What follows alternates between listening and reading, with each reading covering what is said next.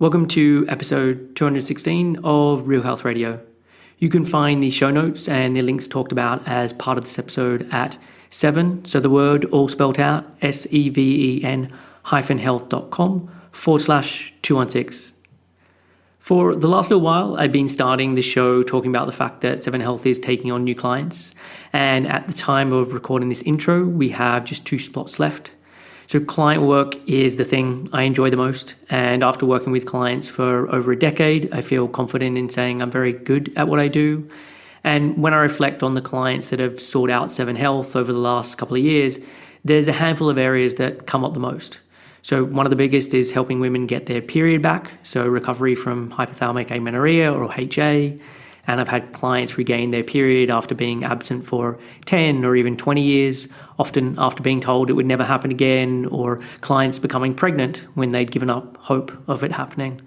I also work with clients along the disordered eating and eating disorder spectrum. Many clients use the term quasi-recovery to describe where they're at, because things are better than they were when things were at their worst, but they're still far away from the place of freedom that they really crave. At 7 Health, we believe in full recovery, and I've had many clients who've had multiple stays at inpatient facilities where nothing worked, but through working together, they've got to a place of full recovery. Transitioning out of dieting is another one, and clients have had years or decades of dieting, and they know that it doesn't work, but they're really struggling how to figure out how to eat and how to live without dieting, because often it's been something they've been doing all their life for as long as they remember.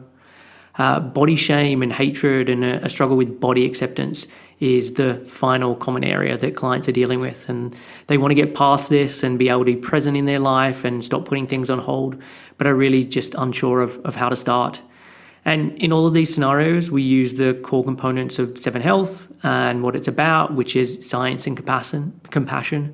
So we focus on physiology and psychology, so understanding both how the body works and how best to support it, but also understanding the mental and emotional side and uncovering someone's identity and values and priorities and the traits and beliefs that are either helping or hindering someone.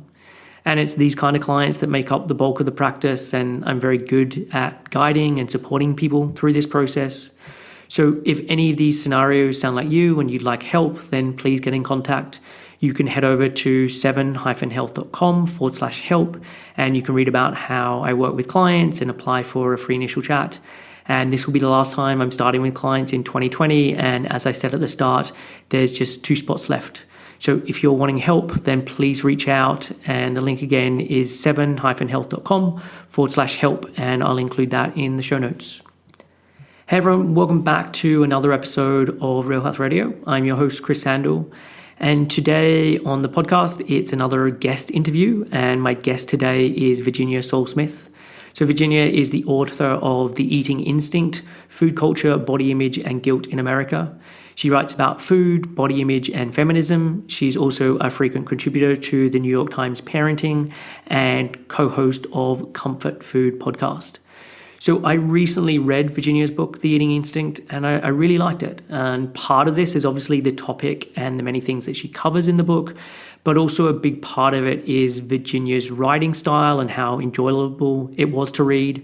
So reading it, I can tell that she is a journalist, and it's just well written, it's well edited. And so rather than just learning new information, I was doing it while also reading good copy that was enjoyable to read. And there were many parts of the book that was new information or was stuff that I was just excited to be reading about. And so I wanted to have Virginia on to chat about it. And so it was part of this episode, we talk about Virginia's background and her history with food and dieting and how she became a journalist covering the topic of food and nutrition.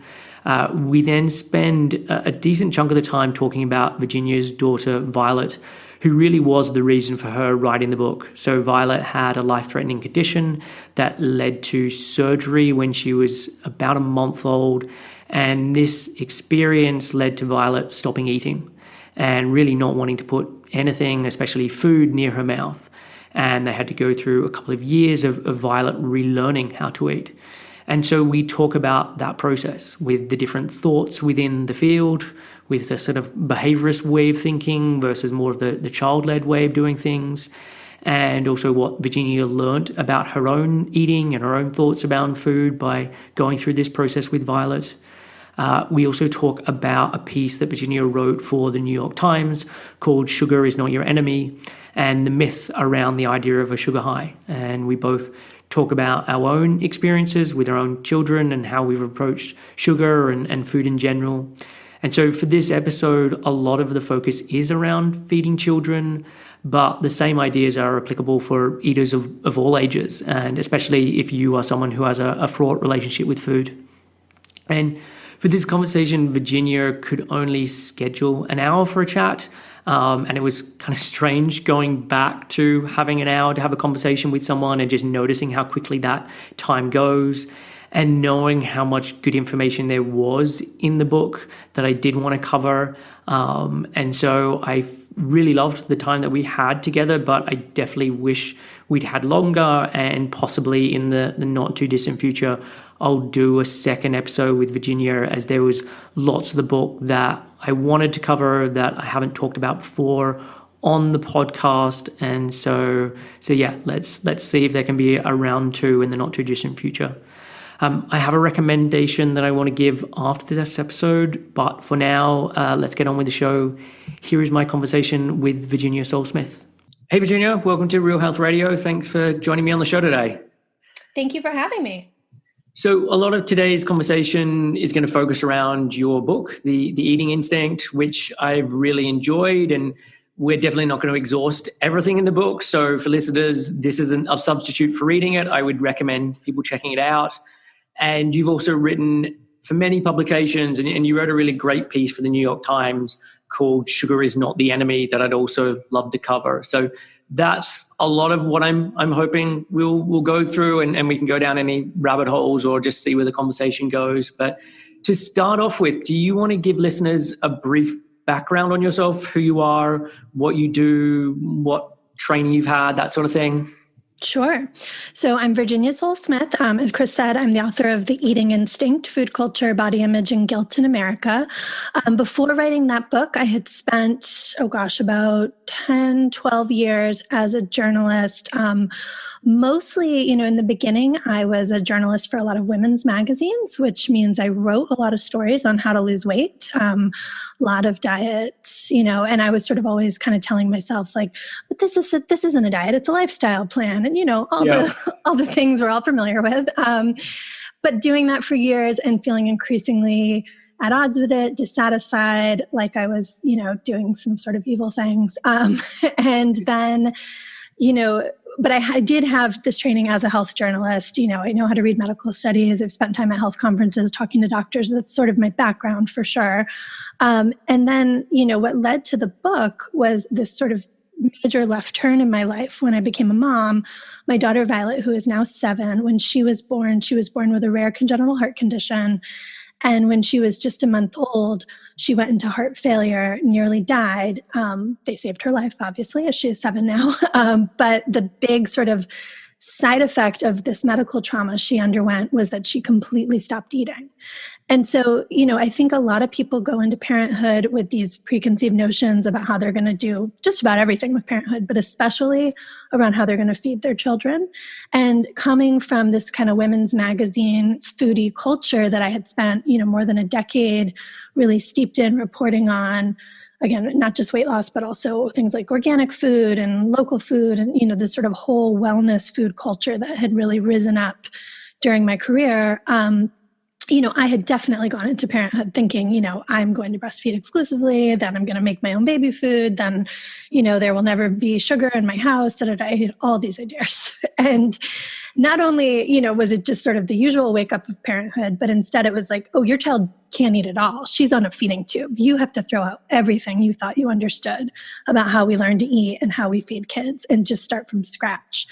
And having that personal experience then jump-started me to, really look very critically at everything I had been taught around food, because the advice we were getting to help her wasn't really working. And it made me realize how much the advice we all get on how we learn to eat doesn't really work, because it's all about teaching us, how to eat according to these outside plans, these outside rules. And so that's what led me to research the book. And then from doing the book, which came out 2 years ago, I've continued on this path of reporting much more now on, the anti-diet movement, body positivity, fat acceptance, all these things. I do a lot of reporting on weight stigma. And then I write this column that you referenced for the New York Times parenting section. It comes out once a month, where I look at different issues around food and body image that parents are navigating for themselves or with their kids. Nice. So yeah, there's a lot there that I want to go through in detail, especially in terms of Violet stories. But sure. Going back for you, what was your relationship with food like? What was your childhood like in connection with food? Sure. So, I'm a kid, I'm almost 40, so I'm a kid of the 80s. And, 80s food culture is very different from what we have today. It was, Lunchables were like the cool thing, Snackwells, Yoplait yogurt.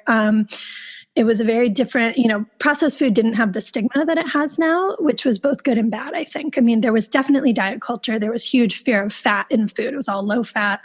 But at the same time, it was like, there wasn't this idea that parents had to be packing like rainbows of produce in their kids' lunch boxes, like sending in a bag of chips and some Snackwell cookies was totally fine. So in some ways the standards were lower. In some ways the standards were just different. For me personally, I was a naturally skinny kid and I was a pretty picky eater. And so I didn't ever really worry about weight in that sense until I was in college and my body changed. And I sort of realized, this kind of free pass I've had my whole life where people look at me and say, I wish I could be like you. Like that isn't going to be my adult experience. And that was very difficult to come to terms with. But it means that I definitely benefited from thin privilege for, pretty much through my whole childhood. I didn't have the kind of early dieting and early angst around body image that a lot of folks struggle with, and of course continue to benefit from thin privilege today in many ways. So I sort of in some ways felt like diet culture was this thing I was just sort of looking at for a long time, and then slowly sort of started to see more and more how it intersected with my own life. And were you actually noticing it though with others, or I don't know what your parents' relationship with food was like? Were you completely blind to it and it was only later on that you realized how much a big thing this was in the world, or you saw it around but somehow you just kind of didn't have to participate? I think it was, I certainly saw other people struggling with it. I had a lot of friends. By the time we were in, 4th or 5th grade, I had friends going on diets and talking about wanting to lose weight. But because I was not in a bigger body, I was sort of like the good best friend telling them, no, you're beautiful the way you are, and not totally get it, giving lots of terrible advice and not understanding what they were dealing with. And then, in terms of my parents, there was more diet culture talk in my house, but they applied it to themselves much more than they applied it to me, I would say. And, that shifted somewhat as I got older and when I did gain some weight in college. But for the most part, it was like my dad making comments about he can't eat that, but, you can eat it, Virginia, you're fine, And so those sorts of things where, as a kid, again, in a smaller body, you're thinking, well, great. Okay. I don't know. I guess that's your problem. And then of course, later on, you think what a weird, that's not a helpful message. And why are we making these rules over who can and can't have certain foods and good and bad bodies? Because, the reality is, and I say this all the time to parents now, the messages you give your kids in smaller bodies matter just as much as the messages we give our kids in bigger bodies, because there's no guarantee anyone's staying the same size. In fact, you can almost guarantee they're not staying the same size your whole life. Yeah. If we all stayed our high school size, things would be really wrong. So, so it's not helpful to kind of tell people that they're doing so well when they're actually not doing anything to change their, my thin body as a child was just a product of genetics. It wasn't some talent I had. And so then it was much difficult, it was difficult later on to be like, that thing felt so important to my identity, but it's not my identity. Yeah. And so was there something that then happened that meant that you transitioned to being in a larger body, or it's just like, again, this is just what happened at that point in my life and it's been going Yeah, it was just life. I went to college. A lot of kids, when you go away to college, it's normal to gain some weight as you're, experimenting with living on your own and feeding yourself. It's the stress of the first year of college. My friend and I figured out the dining hall had really good triple-decker peanut butter and jelly sandwiches, and we ate that for many meals, and I still stand by that. They were delicious. No, it's honestly, if you look at all the women in my family, my British grandmother, who I was just telling you about, it's not a surprise to anyone that my body changed. It's just sort of the genetic blueprint that I have, and, that is what it is. But what often happens with parents when, they're not happy with their own bodies, there's like a warning to kids of like, don't end up like me, And so then it was difficult to realize like, oh, this is, my normal body is this thing that I have been told not to want for so long. Yeah. And so when you went off to college, were you studying as a journalist? Was that what you were? I was an English and creative writing major, and I went to New York University in New York City. So I did a lot of internships at magazines. And this was the late 90s, early 2000s. So women's magazines in particular were very glam. They were, Condé Nast was the sort of center of New York publishing where everyone wanted to work at Glamour and Vogue and places like that. And so that was another piece of this, because as my body was changing and as I was sort of going from this like, effortlessly skinny person to someone who was going to be more in sort of a, medium size, small fat, whatever you want to call it, shape, I was also starting to work towards a career in this world of women's media and fashion, where the standards are ridiculous and have always been ridiculous. And at that point were particularly ridiculous. So it was even more difficult at that point to sort of reconcile, what was happening to me personally with like the expectations of like, thinness. It felt very tied to my career goals at that point. And do you think this would have been an area of interest if your body hadn't started to change? Like, was this an area that you were excited about, I don't know, when you were 17 or 18, in terms of the like reading about that? That's an interesting question. Because I had these friends in childhood who were dieting pretty intensively, and I worried about them. And, I was certainly identified as a feminist. My mom is a really strong feminist, as my stepmom. So I was definitely raised with a lot of feminist values, that I was, I had sort of gone into there. I was very conscious of going into women's media thinking maybe we can make it better. Maybe we can change the system from the inside. I remember saying that to my first boss and her laughing at my naivete. And really sort of surprised I got that job, because that's a bold thing to say to someone on a job interview. But, so I think I didn't agree with the standards at all. I felt very uncomfortable with them. But I don't know if I didn't sort of have such a personal experience around it, if I would have focused on the weight piece as much, or if I would have focused on other aspects of it, because we could talk all day about the ways that women's media have been harmful to women. And it's not just body image, although that's a big one. Yeah. And then I get a sense that the media, or at least the way we talked about food and health and all of that, then shifted. So it wasn't about weight loss per se, or like that was kind of like the added benefit you get from eating organic or local, or like the whole sort of Michael Pollan revolution type thing was going on when you were writing, I'm assuming. Yes, absolutely. So my first magazine job was in 2003. So right when the sort of whole, alternative food movement was really kind of reaching a peak. Super Size Me came out a few years later.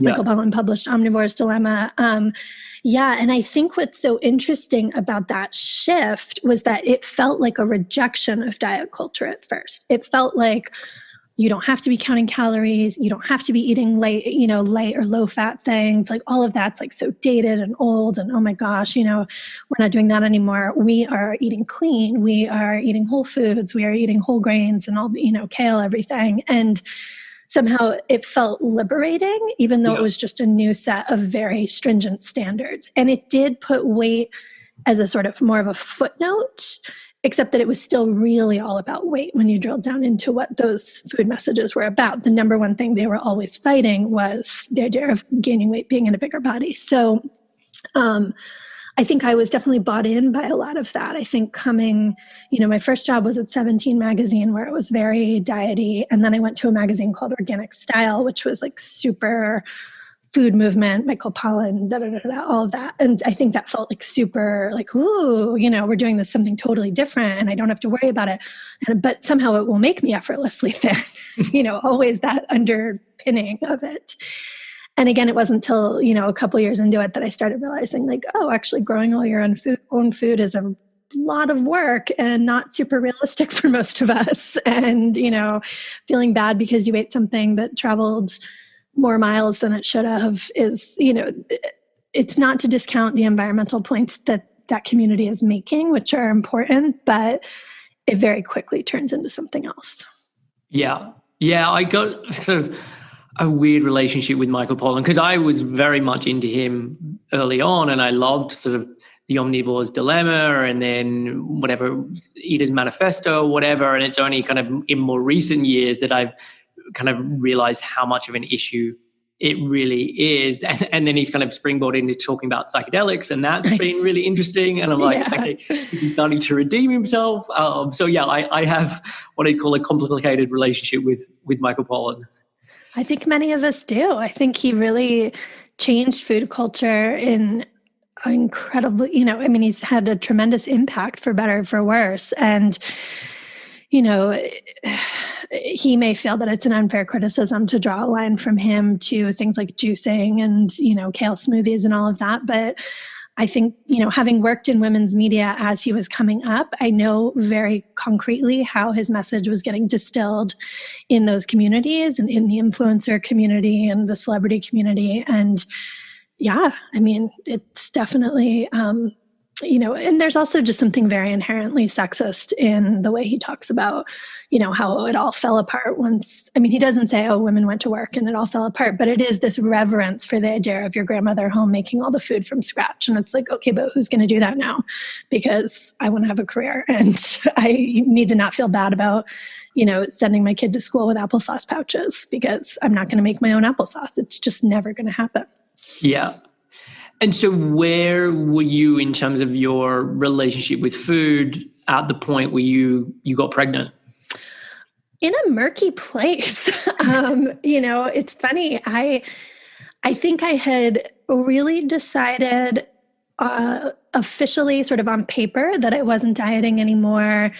And I was done with that. But I was, we had a vegetable garden I was spending a lot of time on. I was definitely still very invested in the Michael Pollan version of things. And so I was sort of trying to break up with the weight loss message, but keep all the rest. And in some ways that doesn't work because you always keep coming back to a weight loss message when you follow those rules. So yeah. And then when you added the layer of pregnancy, where, the way we talk to women about pregnancy in this culture, it's like we put all of this responsibility on the mother for, we talk about you're building a healthy baby, you have to eat X, Y, and Z, don't eat these things, do eat these things.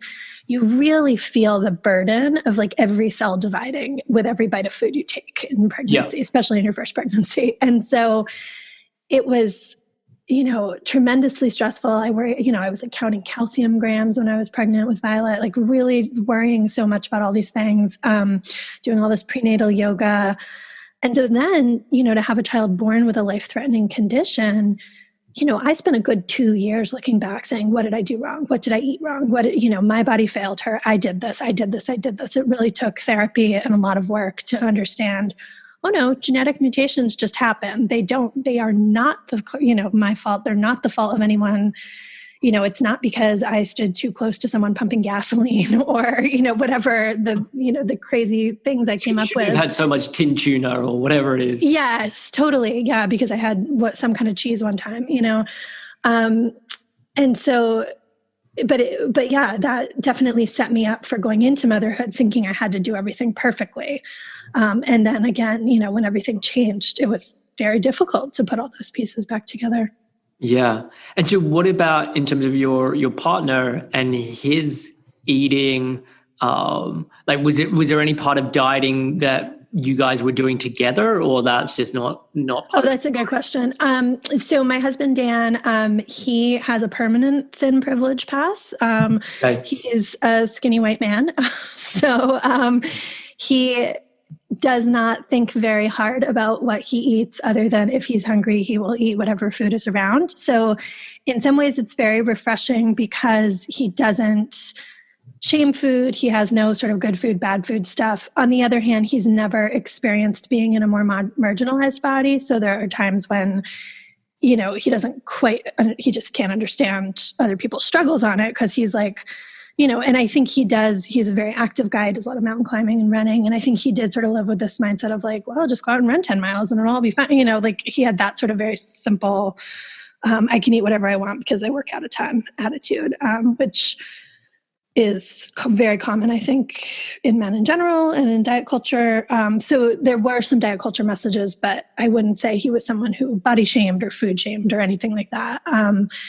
And certainly when it came to the pregnancy, like he wasn't putting any pressure on me. That was all me and the larger culture creating those sets of expectations. Okay. So talk then more about Violet and then what happened after that day on the 17th of September 2013, and how that then affected her eating and what that looked like. Sure. So this September 17th, 2013 was the day before her 1-month birthday. And, we are still in the trenches of new parenthood, not sleeping well. I'm breastfeeding. It's sort of working, sort of not working. I can't really tell still. But, she had left the hospital. Everyone thought she was healthy. We'd had her 2-week checkup. She had regained her birth weight. So we sort of thought everything was fine. But that night she slept, I want to say it was like 6 hours, which is very long for a newborn. And there had been another night where she'd slept 9 hours. So she was sleeping a lot more suddenly. And, we thought like, oh, thank God, because we're hit the gold mine. Like, this is perfect. We have a good baby. Yeah. And so we didn't question it. But then that morning, even though she'd slept so long, and I'd gone in once in the middle of the night, she'd let out like one cry. I'd gone in, I tried to nurse her. She'd fallen right back asleep. I'm so exhausted. I go back to sleep. And then that morning I'm trying to nurse her again, and she's just falling back asleep again. And I did say to Dan then, like, this doesn't seem right. Unfortunately, we were on our way to the pediatrician because we had her 1-month well visit. We got to the doctor's office. They weighed her. She weighed less than she had when she was born. And, she was 7 pounds, 9 ounces when she was born. Now she was, I think, 7 pounds, 1 ounce or something. So, it was a big loss for such a small baby, but we couldn't really see it ourselves. Yeah. And then the doctor came in and she said, her lips are blue and her fingertips are blue. And that means there's something wrong with her heart. And at that point, the day is sort of a blur still. But we were, quickly in with a cardiologist. We were quickly in one ambulance, went to one hospital. We were in another ambulance to another hospital. Basically what was happening was all the defects her heart was born with were manifesting. It's complicated science we don't need to get into, but babies' hearts, when they're born with these conditions, like they have a few weeks where they operate and then they start to shut down. Her heart was shutting down. Her blood oxygen was plummeting. And so your oxygen level is supposed to be 100% or high 90s. She was down at like 70% in that doctor's office. By the end of the day, she'd gotten down to 18%. And they had to put her on an emergency ventilator, so ramming a breathing tube down her throat. She wasn't fully sedated, and then rushed her off into surgery, saved her life. But all of that trauma, both with the shutting down, struggling to breastfeed, but too weak to do it, the breathing tube coming in. And then, over the next several days, she had an open heart surgery the following week. It was just trauma after trauma. Again, all necessary, all, what we had to do to save her life, but tons of tubes and suction coming in her mouth. And so she just shut down with anything coming near her mouth. She could not latch to breastfeed. She would not accept a bottle. She screamed and turned her head away whenever you tried to feed her. And so they had to put her on a feeding tube to try to get, at first, just to try to like recoup some of that weight loss before her open heart surgery. And then after the surgery, they thought, she'll be off the feeding tube in a couple of days. And then a couple of days became a week, and then it became 2 weeks. And then it was a month we'd been in the hospital, and they said, okay, she's otherwise stable. You can take her home, but you have to take the feeding tube with you. And so that's what we did. Wow. And were you, I'm imagining, just like frantically Googling everything there, like especially as the feeding tube bit went on longer, were you starting to Google, okay, what does this mean? What, like, how do I, especially if you're still in the, I've got to do things or everything perfectly for her. It's like, okay, what is the best way to get nutrition with a feeding tube or something along those lines? Yes. I mean, there were so many pieces of this puzzle we were trying to understand. And, you know, the feeding piece felt like the part I should be in charge of. You know, the doctors are going to figure out her heart stuff. I mean, I did spend a lot of time. I could tell you a lot about infant cardiology, but, you know, like that, I could trust the heart surgeon to know what he was doing. You know, he's this brilliant person who's done these surgeries before. But the feeding, it was like, well, that's the mom's job. You know, that's what I'm supposed to be able to do right now, and I can't do it. And, you know, this is the double-edged sword of having the health journalism training. So it's a good and a bad thing, I think, that you know, I can Google and also like really deeply Google and do the research. And, you know, and I was still pumping, trying to produce breast milk for her feeding tube. That was failing fast, but I was trying. We were trying to feed every 3 hours all night long. So I was up all night, like on the breast pump or trying to feed her. So it was like 3 a.m, just like sitting on the breast pump, sitting on my computer, researching all of this. And yeah, I was terrified. I mean, it was huge failure again, that somehow this was my fault. I had done this. I didn't understand at that point that it was the medical trauma that, you know, and being sick that had made her stop eating. I thought I had screwed it up. And so I was trying to solve that mystery. And then it turns out, you know, there's, especially 7 years ago, it has improved, but, you know, 7 years ago when we were dealing with this, there's not a lot of good help out there for babies who stop eating. They put them on feeding tubes and then they just kind of like assume they'll work it out at some point. And some kids do that, you know, some kids with Violet's same condition, like go on the feeding tube to regain the weight before the surgery or whatever, and then they're off it again 2 weeks later. But for the ones who don't, there's then this sort of like, just what do we do? And there are feeding therapists that work on these issues, but there's a really big divide in terms of how you approach helping a baby do this. And so there's one school of thought that teaches it from a behavioral therapy perspective, where it's almost like training a puppy, where you figure out a reward that will, you know, that will incentivize them to do it. And you offer a reward every time they, you know, they drink so much of the bottle or have a bite of solid food if you're dealing with an older child. And it's this like eat reward thing. But that doesn't deal with any of the underlying trauma. It doesn't deal with the fact that this was a baby who wasn't putting toys in her mouth, who was, you know, if you watch healthy infants, they put everything in their mouths as soon as they're able. Like, and I didn't even understand why people worried about choking hazards with Violet, because it never happened. She never put toys in her mouth or reached for buttons or anything like that, you know, because the aversion was so intense. And so the behavioral model unsettled me for many reasons, not the least of which was it was training her to eat for external reasons. And I had just spent a whole decade really deeply steeped in diet culture, which was trying to do the same thing. And it did not sit right that I would take this baby who I knew when she was born knew how to eat. And instead of saying, how do I reconnect you to sensing your own hunger and fullness? How do I reconnect you with your body? Instead say, let's train you to eat according to these set of rules, according to our expectations. Let's set goals. Let's work towards this progress. You know, it felt like in a reverse way of putting my child on a diet, basically, except with the goal of having her eat versus having her eat less. It was interesting. I mean, when I was reading through that bit, I was wondering, have you come across the work of Alfie Cohen?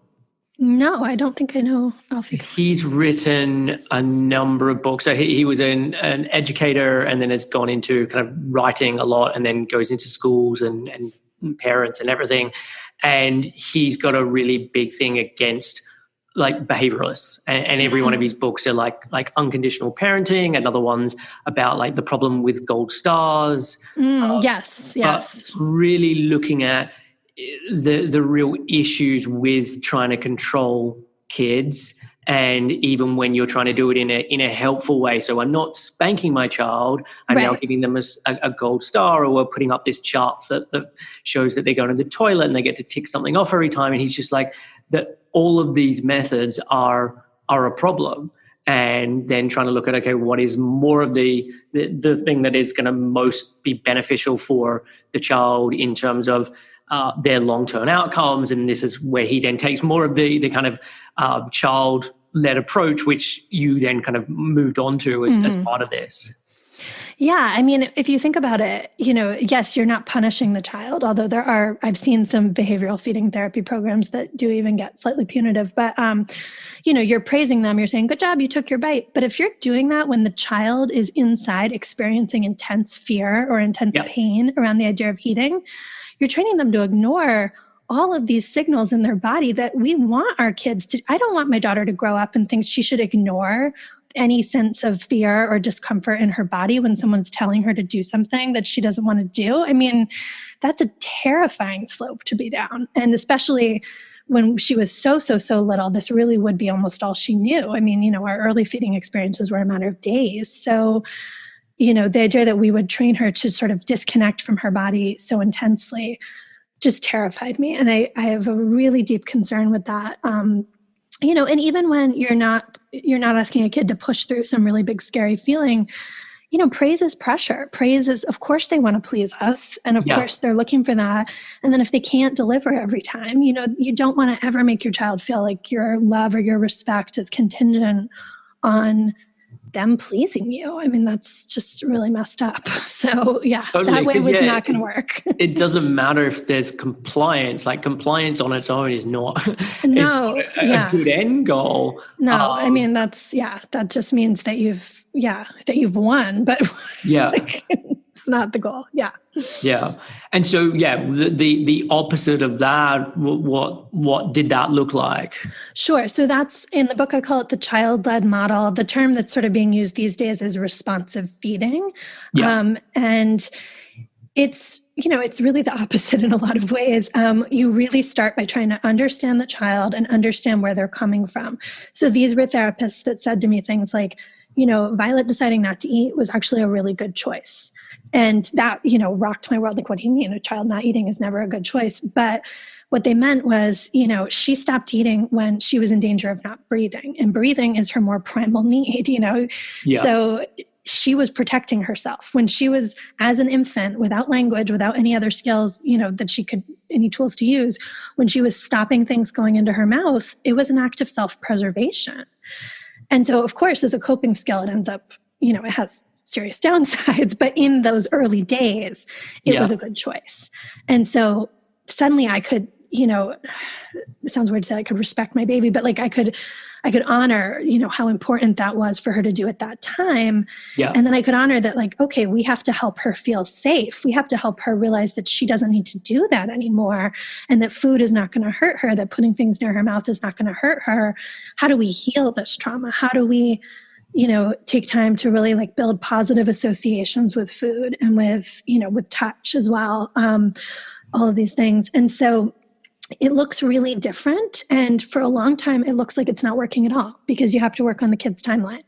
And, in retrospect, with Violet, it took a little over 2 years. And then there was a sort of 2.5 years, let's call it, which at the time felt endless. But, I now know from having done much more reporting in this field is actually pretty damn quick for a lot of kids. It's, depending what level of trauma you're dealing with and all the other circumstances, what the family table is like, where the child is developmentally, all these different things, it can take a really long time. But the result is a child who trusts their body, a child who knows that their hunger matters, that their fullness matters, but also that their sense of security and comfort matters, and that they should first and foremost feel comfortable and confident in their body before they have to do any of the things that the rest of the world's expecting of them. And, if you think about the types of struggles that so many people have around food, you think like, if we could start from there, how much better could this be? Yeah. Yeah, definitely. And it's interesting. So I've got a 3-year-old son, just turned 3. And from the outset with like when he was born, the goal was like, how can he be a competent eater?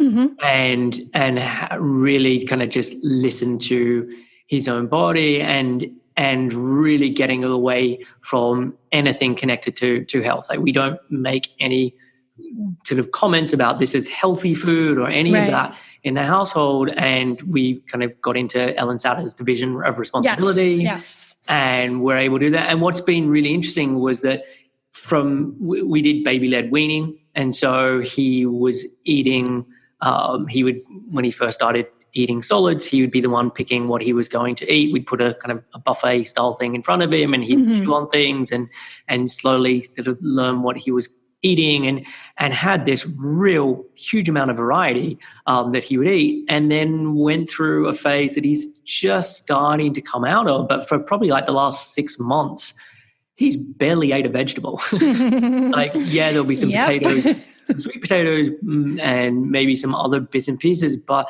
like every other bit of vegetable is on his plate. Just either like I put it down, he's like, okay, Dad, I don't want this, I don't want this, I don't want this, and just put it on my plate, or it just gets left there. And there's no, like, A, there's no part of me labeling him a picky eater. Right. And B, there was no part of me who was like, hey, you have to eat this, or if you eat this, then we'll be able to do this other thing. Right. So, yeah, it was interesting when you said, we're talking about getting her to kind of listen to her own body and trust her own body. I think it also sounds like there was a big part of her being able to then trust you and the environments that you were going to put her in. Yes, absolutely. Absolutely. That's a huge piece of it. And, you know, what you're talking about with your son, you know, my younger daughter, who's typically developing, we've had the same sort of experience with. And it's amazing to watch a typical eater develop in that way. Like, they are effortless at sort of understanding what they want and what they don't want and what they need, and advocating for that. And so, you know, all of that was what we had to get Violet back to. I wanted to get her back to being a normal toddler who's saying, no, I don't eat green vegetables right now, you know, like, but I love cheese and I love whatever, you know, I love the sweet potatoes. Like, and yes, a lot of that was about her learning that we were not going to push it on her. We were not going to push the spoon in her face repeatedly. You know, that we were not going to sit there and count bites, all these ways. And, you know, parents also, there's times where, you know, she would take a bite of something and Dan and I would sort of like stare at each other, but not say anything and just, you know, like keep going, act normal, because at the same, like, that was also going to be pressure. If she knew that she ate and she got this big reaction from mom and dad, like, that wouldn't help. So there was that piece of it too. You know, and we just had to keep working on, like, how do we make family meals as low stress as possible? How do we model? You know, one thing that was good for us was pre-kids. Dan in particular was like not on a very clear, like, he often skipped breakfast, and, you know, it was just sort of all over the place with his meal times. I've always been someone who's like wakes up and wants breakfast, but, you know, he's a little more loosey-goosey about it. But I was like, no, we got to start, you know, like eating on more of a schedule for us so she can see, you know, we can model food and model eating with her. And that was really good for us to help us get more in tune with stuff. But I think, you know, she just needed like tons and tons and tons of positive but low pressure exposures to food. And then, you know, I mean, and she never got there with the bottle or, you know, drinking formula or breast milk, any of that. That was done. But solid food sort of presented, you know, it was more interesting. She could, you know, we also did a version of baby-led weaning where we could just let her kind of poke around at stuff on her tray and then decide if she wanted to put something in her mouth, which was very different from like, here's a bottle I'm trying to put in your mouth, you know? So that gave her a lot more freedom to explore and kind of come at it from a different place. So that was really interesting. Nice. And then I know she had another surgery that then stopped her eating again. So yeah, how was that when it happened a second time? So yeah, that was sort of the coda on the whole story. Was when she was about 2.5, she had her third open heart surgery. At that point, we had actually graduated to having her G-tube, the permanent feeding tube in her stomach, removed because she was such a successful oral eater. She had been discharged from feeding therapy. You know, we thought it was all behind us. But after her third open heart surgery, she went into multiple major organ failure. There were a lot of complications, and she totally stopped eating again. And, you know, even once we were sort of through the woods on the various complications, she still wasn't eating. And it was a horrible experience because this was literally my worst nightmare that we would be back here. Yeah. And I couldn't bear the thought of having to drop another feeding tube. The feeding tubes they drop in those sorts of situations are they're called NG tubes. They go through the nose and down the back of the throat to the stomach. So just placing the tube is an incredibly invasive and uncomfortable experience, to say the least. And, you know, the idea of having to do that to her again was just horrifying.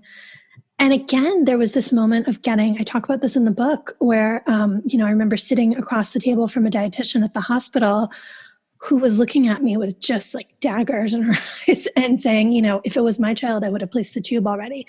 So again, it was like, oh God, I failed. You know, they think I'm starving my child. They think I'm, you know, like I can't do this. I can't be trusted around her and food in some way. You know, honestly, when I think back, the layers of privilege actually protecting me in that situation, because if I'd been a mother of color or someone who didn't speak the language, you know, they wouldn't have even given me all those choices. But because of, you know, who I am and, you know, the privileges I have, they were involving me in that conversation and letting me advocate. But anyway, we did end up deciding to place the tube, and, you know, it was very painful emotionally. And I'm sure for Violet, physically not comfortable. She ended up throwing it up and then pulling it out several times, because at this point we had a 2.5-year-old who really knew her own mind and was not really having it. But then the next day, you know, we were in the hospital, they brought in the tray with her lunch on it, and she ate a couple bites. And so, you know, we'll never know, like maybe she did just need to get some calories from the feeding tube to sort of, you know, give her a little bit of strength and feel more like she could eat. Or just if we'd waited one more day, she would have done it anyway. You can't say, you know, and there's no point in really rehashing that. But it showed me over and over again in that whole experience that when she feels safe and comfortable, she will eat. She is not eating because she's trying to displease us in some way. She's not eating because she's broken and she doesn't know how. She's not eating because she's sick and she doesn't feel safe. And she's not going to eat when she doesn't feel safe. And that's fundamental to humans. And so it really taught me, you know, when we think about how we're feeding kids and when we think about how we're feeding ourselves, we have to prioritize safety and comfort from food much, much, much more than our culture lets us. You know, our culture basically teaches us to feel guilty anytime we seek comfort in food or seek pleasure in food. Yeah. When in fact, eating wouldn't happen. We wouldn't do it if we didn't have those things. Yeah, definitely.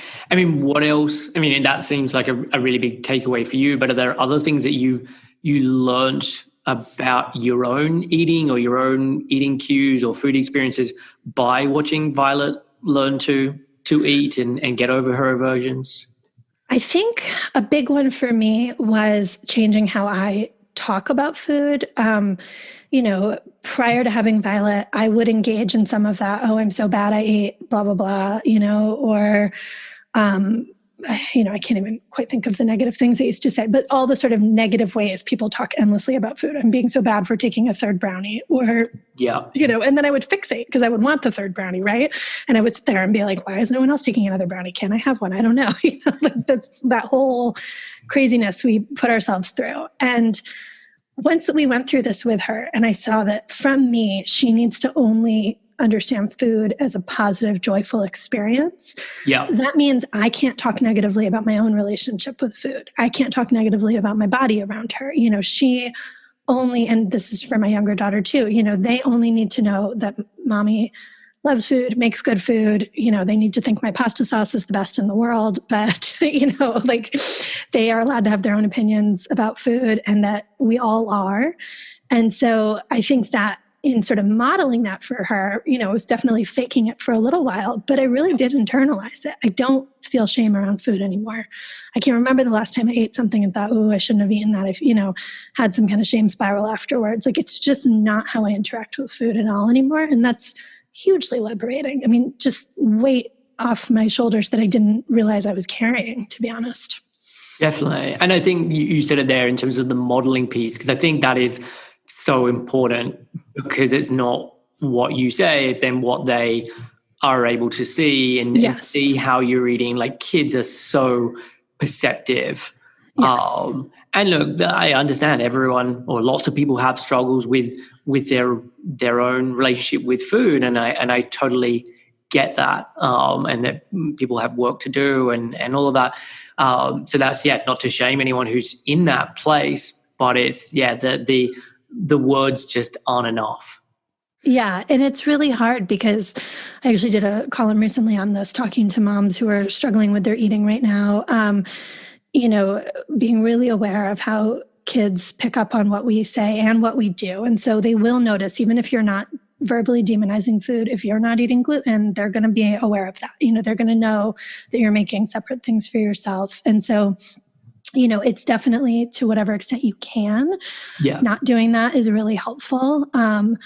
Or if you're someone who's really in a place where you're deeply struggling, having someone else in your household, if that's possible, being the one who sort of makes the meals, so that they're still having someone else feed them in a, non-fraught way, can be really helpful.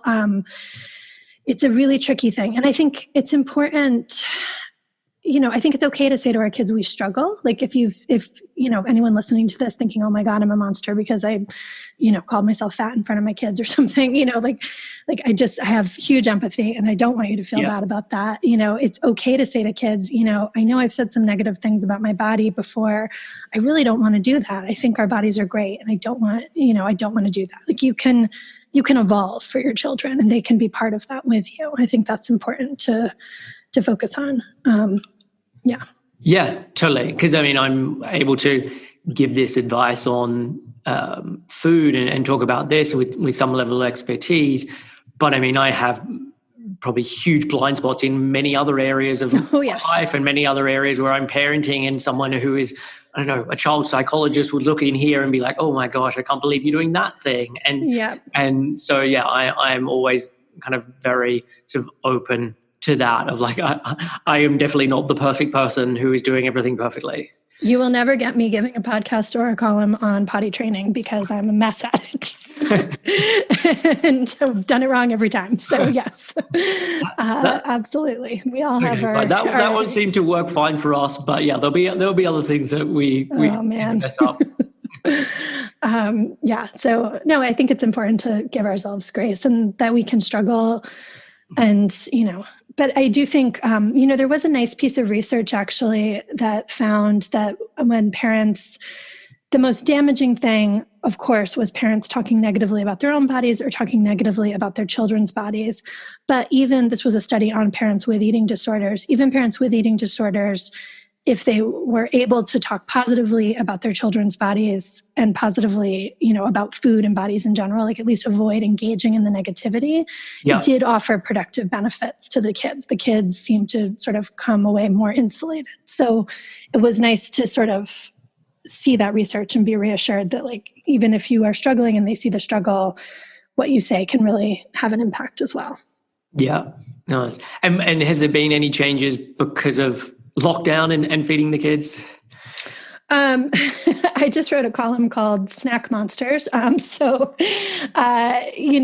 think what we're experiencing in my house, which I think everybody is once you lose your school schedule and your daily routine becomes a lot blurrier, the meal schedule goes out the window fast too. And, disciples of Ellen Satter's division of responsibility will tell you that the schedule is crucial, right? Like parents are in charge of when food is offered, and then that gives kids time to get hungry in between meals and snacks. And then they come to the table hungry, and you can then trust them to sort of regulate their intake. And, it was interesting because especially with my younger daughter, we really lost the plot on this. She was two was challenging, in many ways. And, when I was trying to work and parent, and it was like, okay, she'll have snacks and she'll make her be quiet. It was definitely something I did, just like giving her another snack. And what I saw over the summer was, Ellen Satter's right. If you do that, if you throw snacks at them every half hour all morning, they are not going to eat lunch because they're not hungry anymore. So, it was like my own little experiment to prove that there's some wisdom there. But the other thing that I came away from with that was there are going to be seasons in life where you don't get it right. There are going to be seasons in life, we can't treat a model-like division of responsibility like another diet. And we can't feel guilty if we don't follow the rules exactly.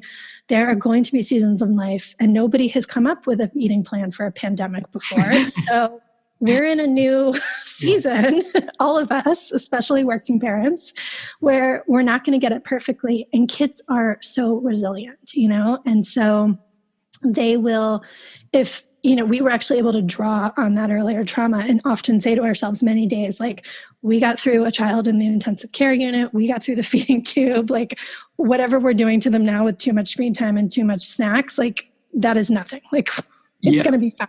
They can bounce back from this. And that's absolutely seeming to be the case. And, I think it's really important to the issues around snacks, and I know you wanted to talk about sugar too, Yeah. issues around sugar, it's not the food itself. It's not that she's eating Cheez-Its and M&Ms for a snack that's bad. It's that if I shame that she's eating Cheez-Its and M&Ms for a snack, that's what's going to do the damage to her. It's if she thinks that the fact that she wants more Cheez-Its is a bad thing and that there's something wrong with her for wanting those foods.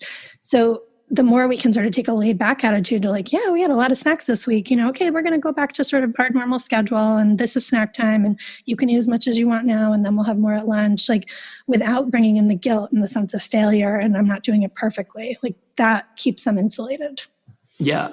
Well, even just when you said, oh, maybe we're not doing it as well or the right way, I'm like, well, maybe that is the right way because exactly. Like if you keep the context of all of the things going on, by doing that, it means you could get some work done, which meant that you were less stressful, which meant you were a better human being to be with around your daughter. Like when you factor all of that in, it's like, actually, this was the better option in a long line of shitty options. Yes, that is so well put. No, I think about that all the time. I think so often, particularly with kids' health, but also with our own health, we have this idea that if we're failing to get an A+ on nutrition, we are failing. And there are so many scenarios and so many days where nutrition is not going to be your top priority or even a priority. And it's fine. It's the right call. It's absolutely the right call. You would make your life worse and you would make your child's life worse if you were trying to reprioritize something that doesn't need to be a priority on those days. Yeah, definitely. So let's sort of segue into the article that you wrote, Sugar is Not the Enemy. And like two things, like how did it come for you to write about this? But yeah, I also want you to just describe the article, especially in terms of the whole idea about sort of the sugar high and that myth that we've all been sold. Yeah. So, pretty much as soon as Violet became a quote typical eater and, we were out on the toddler birthday party circuit and, sending snacks to school and that kind of thing, I realized like, oh, wow, parents are terrified of sugar. Like sugar is like heroin to parents of preschoolers. Like they are terrified of it in so many ways. And, coming from where I come from, where it is a victory that my child, I couldn't have fed baby Violet a cupcake. She wouldn't have touched it. She would have been terrified of it. She would have screamed her head off if I tried to feed her that. So it is a victory to me that my child loves donuts and loves chocolate and loves ice cream. Like this is something hard won and hard fought for. Yeah. So there was an element for a long time, just on a personal note, where I was frustrated about the level of privilege involved in being able to hate sugar. Because not just the privilege of you have a healthy kid who eats quote normally. And so, you can be picky about this, but like the privilege that you can obviously afford to eat a certain way, that you are shaming people who aren't making things from scratch. Like there's just a lot of social privilege bound up in being able to hate sugar. And so that has bothered me personally and professionally anytime I've seen sugar and covered, and particularly sugar and parenting covered. And then, of course, this whole thing about the sugar high comes up where parents say like, I don't want to demonize food, but if she does eat sugar, she becomes a monster. So what can I do? I have to take away sugar. And I just thought like, that can't be quite right. So I drilled into the research on it and it's not. There's been several studies that have shown that sugar highs don't happen in the way that parents think that they happen. And what we think is happening instead, like it doesn't. There's a couple of studies, I'll back up and say, there's a couple of studies done on rats where they do sort of document the sugar being an addictive substance for rats. Number one, human brains are not rat brains, so we don't get addicted to all the same things rats do. Number two, that only happened when they deprive the rats of sugar for a long time and restrict their eating, and then they give them bunches of sugar, and then it's like, of course, they binge on it. In children, when they've studied this phenomenon, they find no sort of biochemical activity that would suggest that children are becoming in any way addicted to sugar or high off the sugar. What we think is really happening is parental anxiety is creating the sugar high. If you say to your 3-year-old, oh, you're going to Timmy's birthday party on Saturday, or well, it's pandemic, so you're not doing that now, but whatever, you're going to wherever you're going and there's going to be this delicious treat. Don't get too crazy. I hope we don't eat too much sugar. Oh, and then every time they eat some, you say, oh boy, you're getting really crazy. And also, let's say it is a birthday. My toddler's turning 3 next week. Even without a birthday party, she is going to be high as a kite all day because she's been anticipating her birthday for weeks. is she going to have a tantrum on her birthday? Absolutely, because that's what kids do on birthdays, because it's a stimulating, overwhelming experience to have that much attention and excitement and anticipation. Is it going to be because of her chocolate birthday cake? Definitely not. And so we need to separate out these things that we then attribute to the sugar. And I think we attribute it to the sugar because we just want a quick fix. We want to be able to say, oh, it was, if we just don't give them sugar, it'll be fine. And it's harder to say, like, how do I approach a birthday for a 3-year-old and deal with all the sort of like emotions and expectations and, parent her through this in a way that like doesn't result in meltdowns, or just to say, yeah, she's going to have meltdowns because it's a birthday. That's, it tends to happen. So we jump on the sugar, but then when you do that, you only make the sugar thing worse, because now you're giving them all this anxiety around it. Now they know when they're eating it, they're having this thing that you don't feel comfortable with. And that's a whole added layer for them to navigate emotionally. Yeah. And it was always the one where like kids are at a birthday party and then they're running around screaming and people are like, oh, the sugar high. And like, they're in a confined environment with lots of music and balloons and like 10 or 12 or 15 of their friends. Yes. Like they're going to be squealing and running around even if they like eaten celery for lunch. Like it's less the sugar and more of the environment that they're in. Absolutely. Interesting. Like we just had Ramsey's 3rd birthday, and for breakfast, we went out for breakfast and he had pancakes for breakfast and a chocolate brownie with ice cream and a candle on top. Delicious. And that was like, what do you want for breakfast? And that was what he ordered. And we made no bigger deal. I mean, apart from singing happy birthday and the big candle, we made no bigger deal about it apart from that of like, oh, how are you enjoying it? Does it taste nice? Can I have a bite? The same way as we would with any other meal where we were out or a meal at home, like, what are you enjoying? So yeah, we made no difference about that meal. And yeah, his behavior was no different to when he has his regular breakfast. Right. I know. Because he hadn't been primed. Yes. And he wasn't worrying about like, oh, I'm wanting this thing that I can't have, or maybe I won't get as much of it as I want. I mean, that's another thing that happens around sugar and treats is parents are much quicker to police portions with kids and sugar and treats. And, if you do that, you're very quickly, like you're going to see your kids fixate, you're going to see them worry about if they're going to get as much as they want, because who's really to say if 1 brownie or 3 brownies is the right amount of brownies for your child? I mean, it's just like, and it's arbitrary at the end of the day. This is not going to be the thing that makes any difference in their long-term health and, any of your sort of bigger concerns for your child. You don't need to die on like 3 brownie mountain, but we do. Parents do it over and over. And that's what sets up these things. But it's hard because once you're in that pattern, and again, so much empathy to parents who have found themselves in this pattern, you can't necessarily reset it with 1 pan of brownies. Like it's going to take a while of them learning to trust that you mean it when you say they can decide how much they can have. Yeah. But there will come a point where you will see your child, in the story, I think I put this in the article, we were having ice cream a lot over the summer. And my girls were starting to get really excited about ice cream. And, like Violet would wake up in the morning and say, when are we having ice cream? When are we having ice cream? And I was like, oh, we're getting like really fixated on the ice cream, probably because we've like had it once and then not for a few days and then had it once and then not for a week, So I said, you know what? Every afternoon is ice cream day. Like it's a pandemic. We have no fun summer plans. We're not even leaving the house. Yeah. What we can all look forward to is 4:00. We will sit on the front porch and eat ice cream and like have this nice time together. And they were super, super excited about it. My husband had gone out of town, so we were calling it ice cream week while he was away. And, we even made ice cream one day because I had hours to fill. And so we needed a project. Then we quickly just went back to store-bought. That was a lot of work. But, we had ice cream. And I would say the whole first week, they were like, when's ice cream happen? Is it ice cream time? Is it ice cream time? They were into it. Week 2, still kind of into it. By the end of week 2, puddles of melted ice cream on my front porch, did not care, over it. Like they just had moved. It was like, oh yeah, ice cream. Sure. Okay.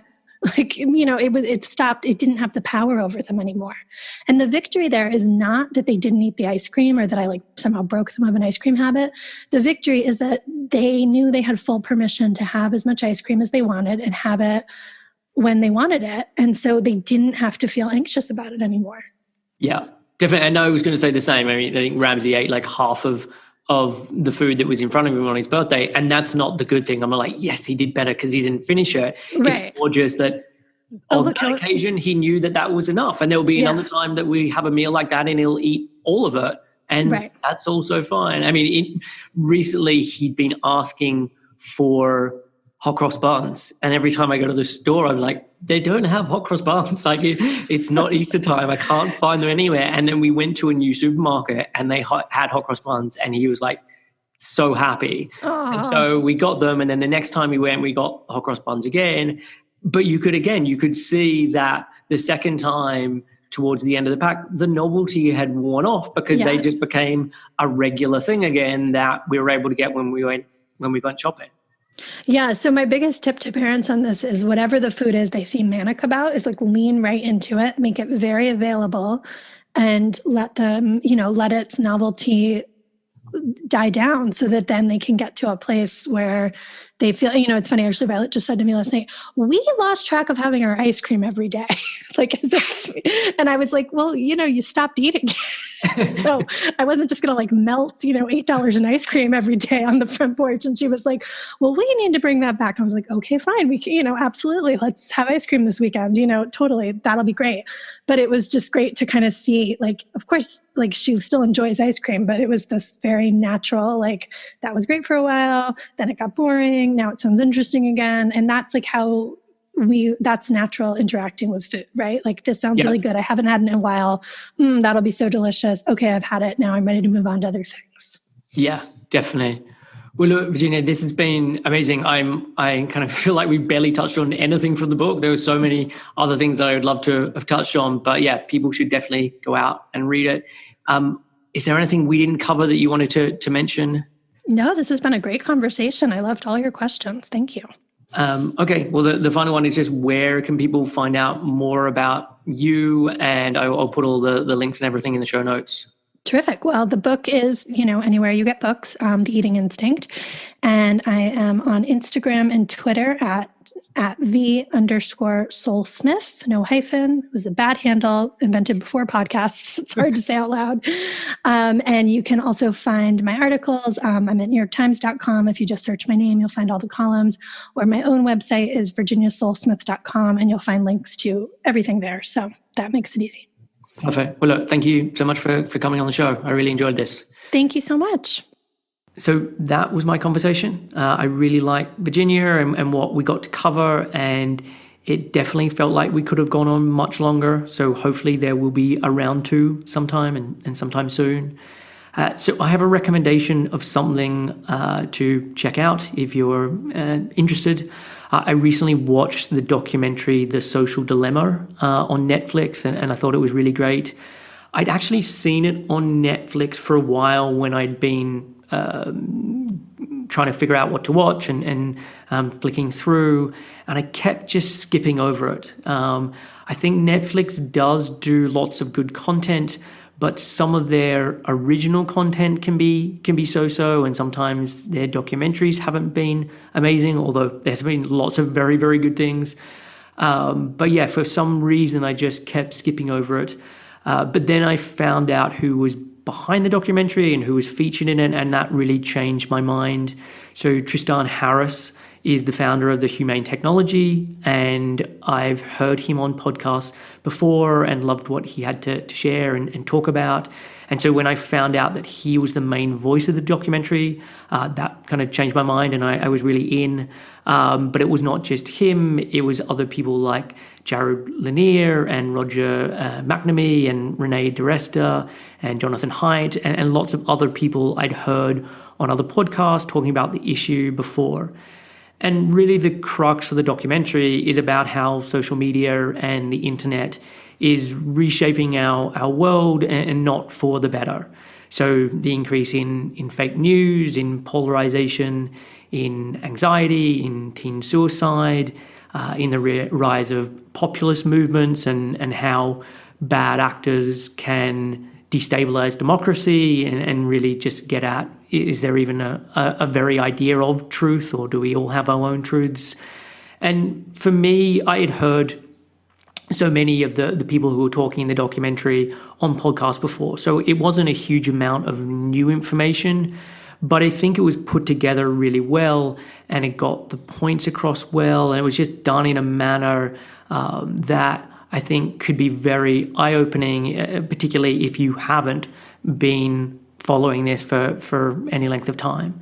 And interestingly, I've noticed over the last couple of years how many of my friends have come off of social media. And so I'm kind of in the late 30s, early 40s bracket in terms of my group of friends.